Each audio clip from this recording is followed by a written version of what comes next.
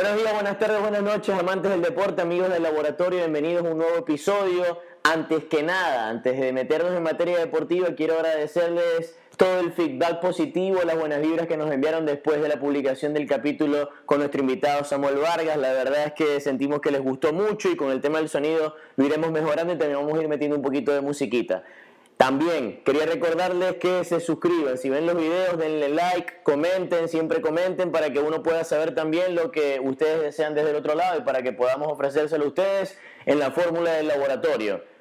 Por otro lado, quiero comenzar este episodio como ya hemos hecho costumbre, hablando sobre un libro, precisamente este de Guillem Balaguer, publicado en el año 2014, es la biografía de Lionel Messi. Él es un periodista con mucha trayectoria, es la cara del fútbol español en el Reino Unido, en Gran Bretaña, que donde miran mucho fútbol español, por eso han fichado tanta gente de allí. Pero contándoles el libro, yo quería darles una breve opinión de lo que yo pienso que Messi está atravesando en este momento. Creo que es el mejor momento de su carrera, creo que llega al Mundial de Rusia muy bien en lo personal, en lo deportivo. A ver, no es un secreto, estamos hablando del mejor del mundo y posiblemente el mejor de la historia. Pero yo veo a un Messi que es capaz de adaptarse a todo lo que el juego le exija. En el 2014 quizás por momentos, más allá de ser la figura de la selección argentina, sufrió porque el equipo no le podía brindar la posibilidad de potenciarse a sí mismo, dándole pelotas limpias, dándole la pelota donde él más sabe hacer daño.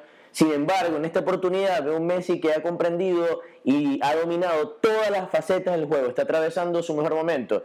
Los amantes del deporte de Estados Unidos le dicen está en su prime, cuando se refieren a la década de Michael Jordan, el momento que está atravesando LeBron James en la NBA. Pero bueno, yo creo que va a tener un gran mundial Lionel Messi y vamos a ver si va a poder cumplir el objetivo que todos estamos esperando básicamente, porque estamos hablando de uno de los mejores jugadores que ha nacido en la historia. Y bueno, uno tiene como las ganas de verlo conseguir el éxito que sería en la Copa del Mundo con la selección de Jorge Sampaoli. Ahora, cerrado el tema de Messi, vamos a meternos de lleno en lo que tiene que ver con lo que dejó la final de la Champions League disputada hace unos días entre el Liverpool y el Real Madrid, el equipo de Jürgen Klopp y el equipo de Zizou. Creo que no fue la final que estábamos esperando, como conversábamos junto con Samuel, que iba a ser un ida y vuelta, un golpe por golpe, con mucho juego ofensivo. Lo fue hasta cierto punto. De hecho, la sensación que me brinda a mí el partido analizándolo es que es muy rico para debatirlo, porque creo que podemos tomar con pinza los momentos en los cuales conseguimos los puntos de inflexión, los momentos en los cuales cambió el partido, porque el Liverpool en los primeros 20-25 minutos hasta los 30 diría, fue el gran dominador del encuentro, y uno observando el partido, sabiendo que el Real Madrid era el favorito, decía, epa, ojo con el Liverpool que empieza a jugar serio. Ahora, llega el minuto 30, fatídico para el equipo de Jürgen Klopp, tomando en cuenta que se lesiona su as de espada, su mejor jugador, el as que tiene bajo la manga el equipo red, se trata de Mohamed Salah.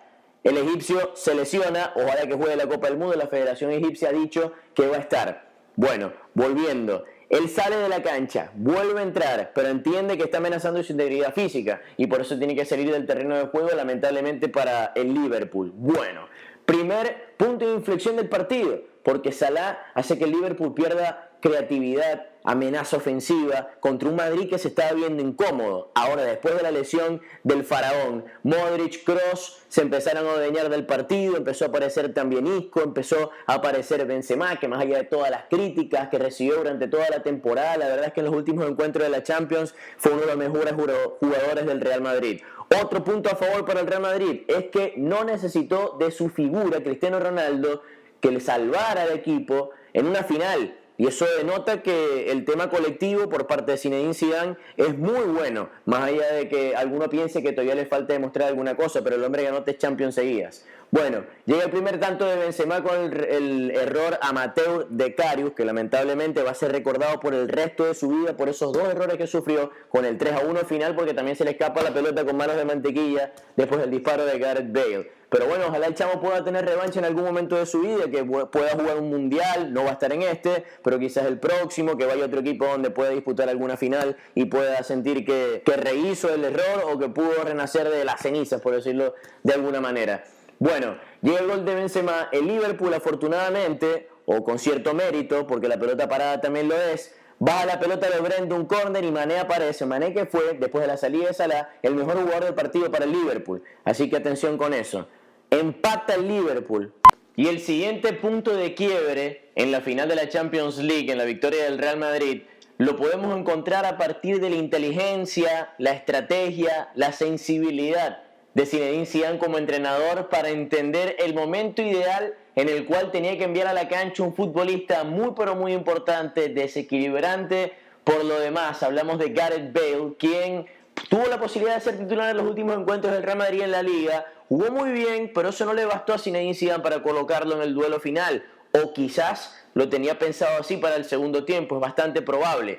Gareth Bale ingresó al minuto 61 y 3 minutos más tarde terminó marcando un gol que queda para la historia. Esos tantos que son una obra de arte, esos goles que terminan marcando un antes y un después en la carrera de todo futbolista. El mismo Zidane puede encontrar una jugada parecida así, el gol de media volea en Glasgow en el 2001 contra el Bayer Leverkusen en la final de Champions también. Bueno, ese gol de Gareth Bale, la verdad es que apagó las esperanzas de los jugadores del Liverpool y a partir de allí el partido fue dominado por completo por el Real Madrid.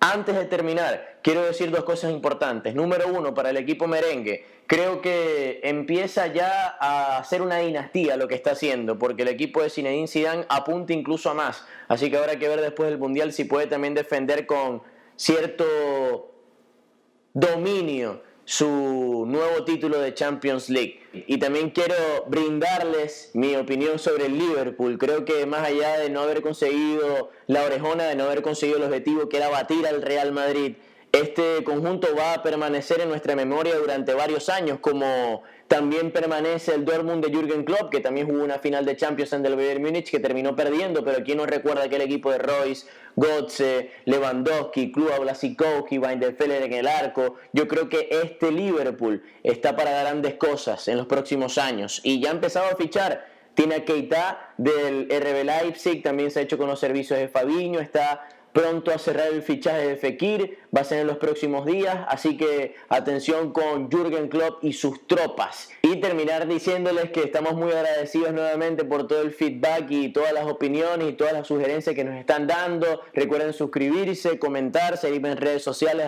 @PedroBozoa. Y antes de despedirme, quería enviarme un saludo muy especial a Andrés Morán, un brother maracucho, un abrazo de gol para él. Agradecido de que estés también con tu bata de laboratorio de la tierra nuestra, allá en Maracaibo.